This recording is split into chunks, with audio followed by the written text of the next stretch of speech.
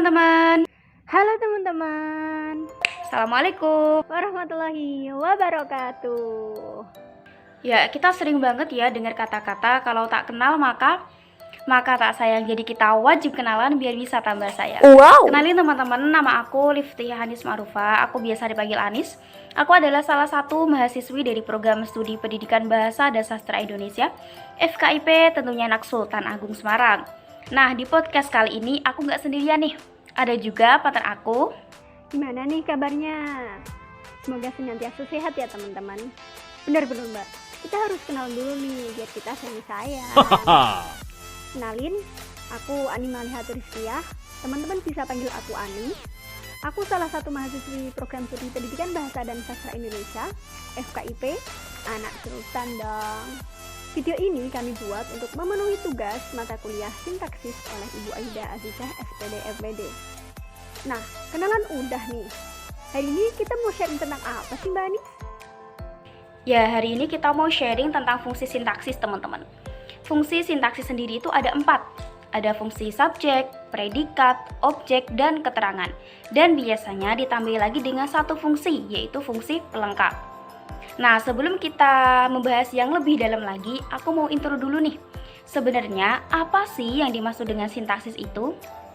Sintaksis adalah cabang ilmu linguistik atau kebahasaan yang mengkaji seluk-beluk dari suatu frasa, klausa, kalimat, maupun bagian yang lebih besar lagi yaitu wacana.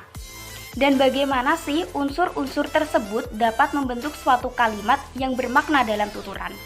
Nah, fungsi sintaksis menurut Gerhard adalah fungsi sintaksis itu yang terdiri dari unsur-unsur S, P, O, dan K itu merupakan kotak-kotak kosong atau tempat-tempat kosong yang tidak memiliki arti apa-apa karena kekosongannya itu. Tempat-tempat kosong itu nanti akan diisi oleh sebuah kategori dan memiliki peranan tertentu. Yang pertama adalah subjek. Subjek adalah pelaku dari suatu tindakan dan biasanya merupakan jawaban atas pertanyaan siapa atau apa.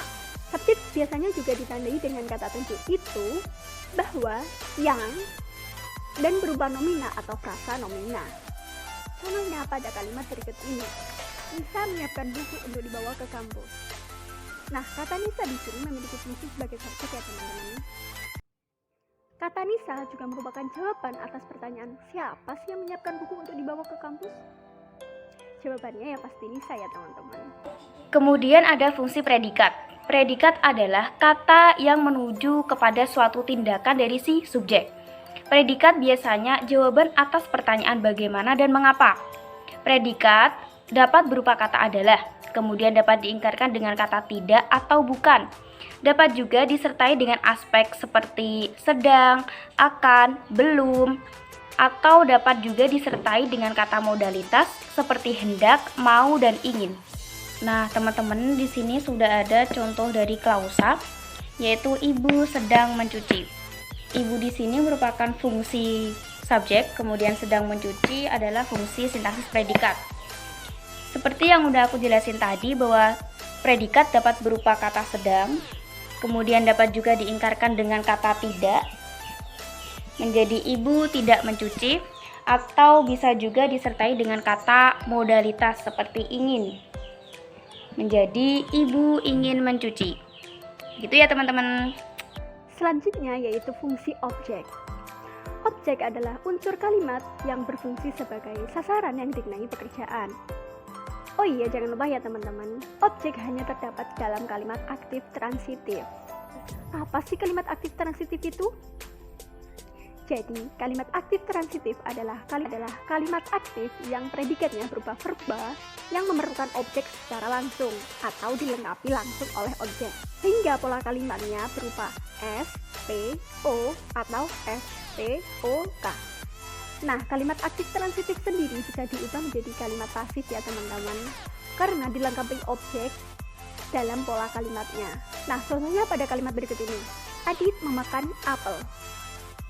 Kalimat ini didahului dengan subjek berupa Adit,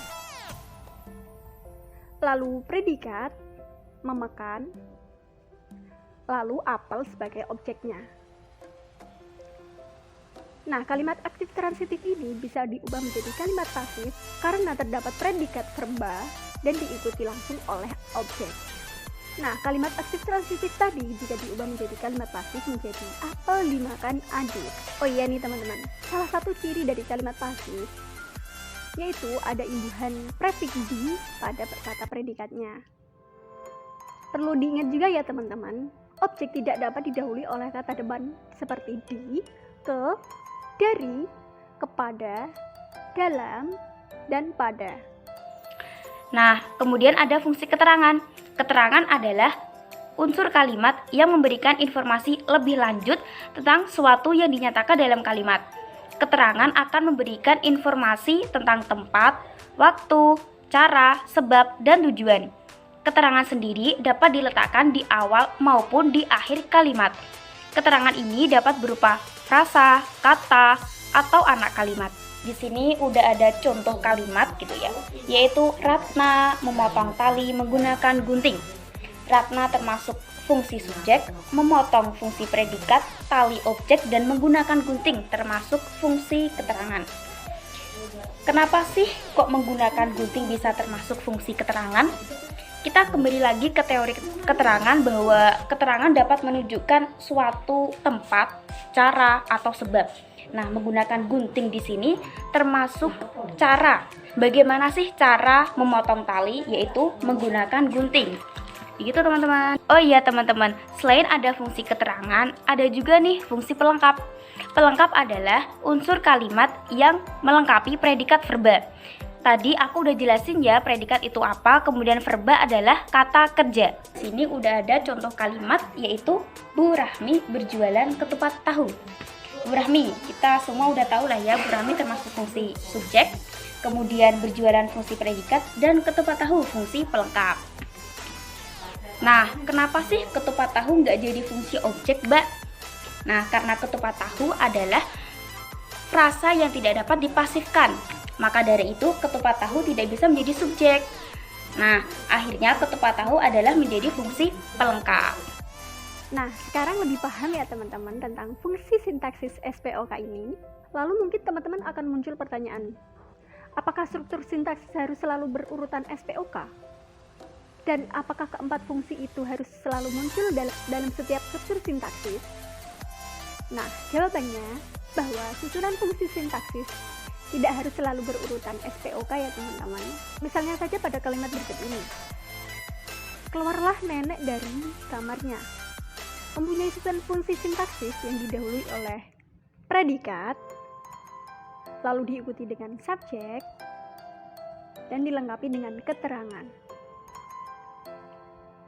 Nah, dari contoh kalimat ini sudah terlihat jelas ya teman-teman, jika struktur sintaksis tidak harus selalu berurutan SPOK. Nah, contoh lain bisa dibuktikan dengan 3 kalimat berikut ini ya teman-teman. Tadi pagi, nenek melirik kakek. Contoh yang pertama diawali dengan K, tadi pagi, lalu subjek, diikuti oleh predikat, lalu objek. Nah, kalimat kedua diawali dengan subjek, lalu keterangan, lalu predikat, dan objek. Nah, sedangkan yang ketiga diawali dengan nenek sebagai subjek, lalu melirik sebagai predikat, kakek sebagai objek, lalu tadi pagi sebagai keterangan. Nah, sudah jelas ya teman-teman. Dari ketiga contoh ini, menurut Verhaer yang nampaknya selalu harus berurutan adalah fungsi predikat dan objek. Bisa dibuktikan lewat ini ya teman-teman.